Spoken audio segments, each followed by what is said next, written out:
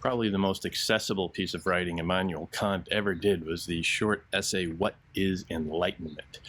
And here, the famously abstruse philosopher writes for a popular audience in a magazine where he tries to define the intellectual movement of his day, the Enlightenment. He saw a move away from the Renaissance traditions, where people look to the ancient authorities to find a grounded humanism for their ways of thinking. And by the time Kant comes along, by the time the 1700s get going, that is very outmoded. And he seeks to define the sentiment behind that, and he's really quite explicit in a way that's very refreshing for anybody who's had to read Kant in other venues. He doesn't pull his punches. Enlightenment is man's release from his self-incurred tutelage. Man's release, and everything that follows is a kind of intellectual liberation theology, where it is a sense that mankind has been held captive, a prisoner of intellect. The restrictions on the way they are allowed to think. Too many are beholden to the traditions of thought handed down from the past. And he's saying there's no reason for that anymore. His great quote in Latin is sapere aude, dare to know.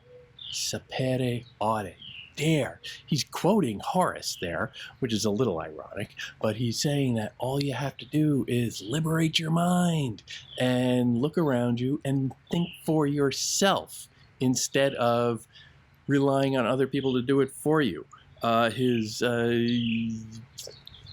He's somewhat insulting about people who would do otherwise. Laziness and cowardice are the reasons why so great a portion of mankind remains under lifelong tutelage. Laziness and cowardice. He's not afraid to call them as he sees them. And he derides people who would rely on others to do their thinking for them. If I have a book which understands me, or a pastor who has a conscience for me, a physician who decides my diet and so forth, I need not trouble myself.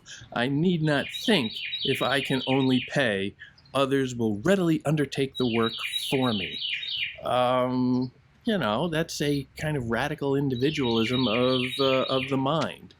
And as he goes on, he's hitting this note of freedom, and the idea that all you have to do is free your mind. He talks about, unshackling or unfettering your mind, your ability to question, your ability to think on your own, throwing off the yoke of tutelage, this very oppressive notion of previous modes of thought, where he wants people to, or at least he wants the right to himself, throw off all of that and be able to think without strictures of any kind. And he talks about this an awful lot in terms of the church. The church is at this point in post-Protestant Reformation Europe. Religious authorities had a vested interest in restricting certain modes of thought, and in fact they had gone through hundreds of years at this point, of violence in trying to deal with people having different opinions about things and not just thinking the way that the one authority wanted them to. And he dwells on concerns for clergymen, but also his real concern that he keeps coming back to is for scholars. The idea that scholars need to be able to think, and we take it for granted now that, well, yeah, as a scholar, you have a right to go and think about whatever you like. But he's saying that at that time, perhaps that wasn't as true, and certainly as most schools had affiliations with most colleges and universities had affiliations with power centers like the church, like the empire, like the governments in and throughout Europe. They can have a rather heavy hand on what sorts of scholarship happens, and he seems to be chafing under that a little bit. He doesn't get into great detail on that, but you get the sense that, well, maybe he's been pushed away from certain understandings. But when he starts to actually talk about power politics, it gets a little bit interesting. And what a people may not decree for itself can even less be decreed for them by a monarch, for his law-giving authority rests in his uniting the general public will in his own, which is an interesting characterization of sovereignty, because most monarchs, if you ask them, probably would say, we don't have to care at all about what the people think. We are here to just, we rule, we lead, and that is our role, and the people's role is to follow us. But here Kant is sort of qualifying that a little. If only he sees to it that all true or alleged improvement stands together with civil order, he can leave it to his subjects to do what they find necessary for their spiritual welfare. Spiritual welfare specifically, that's an important point. But still, there's a real libertarian streak there that I'm not sure most monarchs of 18th century Europe would really sign on to. He gets even more specific when he starts talking about power in itself, and he even name checks the Emperor Frederick II, the Emperor of Russia, who is Mr. Enlightenment monarch. But Kant carves out a little piece for that. Now, after saying that scholars seem to be coming under some pressure to follow existing modes of thought, now he seems to be saying that, well, Frederick's okay. And in fact, he criticizes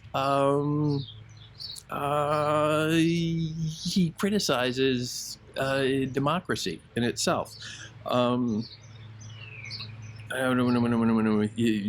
He has a very positivist attitude towards humanity. Again, extraordinarily libertarian. Men work themselves gradually out of barbarity if only intentional artifices were not made to hold them in it, which is an interesting sense of optimism, which is a prevailing theme throughout the Enlightenment. The idea that the mind, when released, is limitless. We can do anything. We can think of anything. We can reach for the stars. It's very uplifting that way.